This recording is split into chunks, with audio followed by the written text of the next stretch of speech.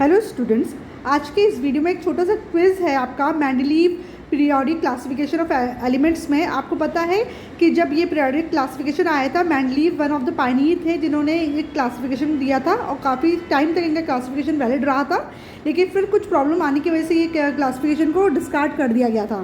तो उसी Mendeleev periodic classification of elements पे बेस्ड एक छोटा सा क्विज़ है। देखते हैं आपका कॉन्सेप्ट कितना क्लियर है।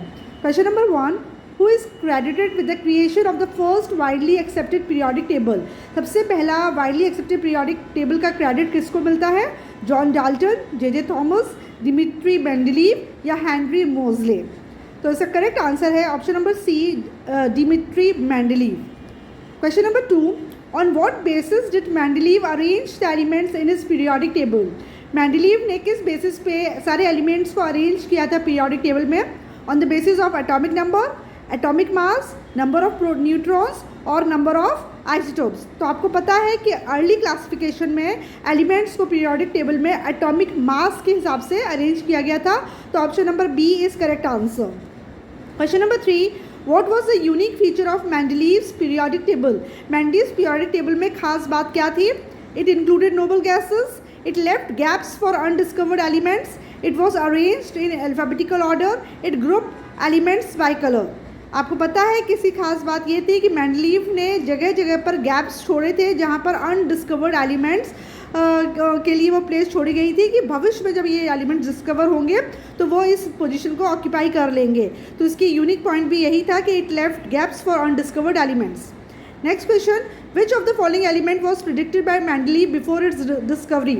कौन सा एलिमेंट अपनी डिस्कवरी के पहले ही मेंडलीव ने प्रिडिक्ट कर लिया था कि इस पोजीशन पे इस तरीके का एलिमेंट आएगा?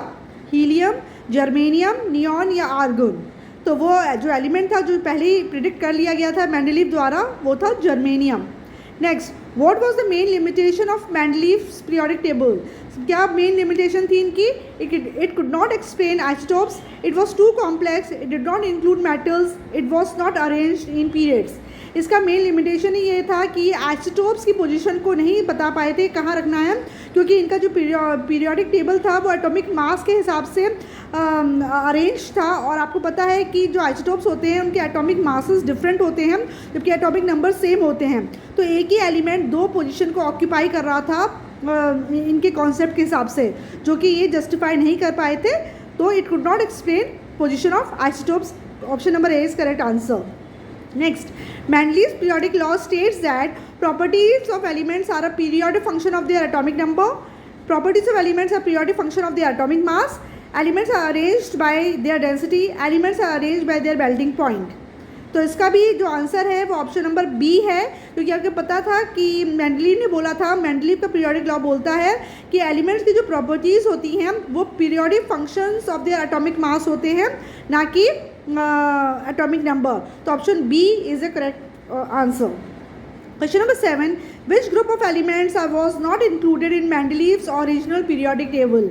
मेंडलीव का जो ओरिजिनल पीरियोडिक टेबल था उसमें कौन से ग्रुप ऑफ एलिमेंट्स इन्वॉल्व नहीं थे?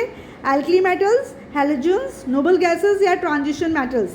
जब मेंडलीव ने पीरियोडिक टेबल बनाया था तब नोबल गैसेस की खोज नहीं हुई थी, इसलिए इनके पीरियोडिक टेबल में नोबल गैसेस नहीं थी। ठीक है। Next, Mendeleev's table could not explain the position of which type of elements. किस प्रकार के एलिमेंट्स की पोजीशन नहीं बता पाए थे? जैसे मैंने अभी बताया, मेटल्स की पोजीशन नहीं बता पाए थे, नॉन मेटल्स, आइसोटोप्स या मेटलॉइड्स। जैसे अभी हमने डिस्कस किया कि जो मेंडलीव थे वो आइसोटोप्स की करेक्ट पोजीशन को नहीं बता पाए थे, क्योंकि मेंडलीव का जो पीरियोडिक टेबल था वो एटॉमिक मास के हिसाब से बना था, और आइसोटोप्स वो एलिमेंट्स होते हैं जिनके डिफरेंट एटॉमिक मास होते हैं और सेम एटॉमिक नंबर होता है। जैसे कि क्लोरीन है, क्लोरीन का एटॉमिक नंबर 17 है दोनों आइसोटोप्स का, लेकिन एक का जो वेट है वो 35 है, दूसरे का 37 है। तो इस तरीके से वो जस्टिफाई नहीं कर पाए थे कि क्लोरीन को कहाँ रखें, वो क्लोरीन की पोजीशन को। तो आइसोटोप्स की पोजीशन को वो नहीं एक्सप्लेन कर पाए थे। Next, 9, Mendeleev corrected the atomic masses of some elements, which of the following is one such element. बहुत सारे एलिमेंट्स के एटॉमिक मास को मेंडलीव ने करेक्ट किया था, इनमें से वो कौन सा एलिमेंट है जिसके मास को उन्होंने करेक्ट किया था? ऑक्सीजन, बेरिलियम, सोडियम या क्लोरीन। तो करेक्ट ऑप्शन है option number B, beryllium. Beryllium के एटॉमिक मास को इन्होंने करेक्ट किया था। What did Mendeleev call the undiscovered element with properties similar to silicon? Silicon से मिलती जुलती प्रॉपर्टी वाले एलिमेंट को उन्होंने क्या नाम दिया था जो उस वक्त अनडिस्कवर्ड था? एका एल्यूमिनियम, एका सिलिकॉन, एका बोरोन या एका जर्मेनियम?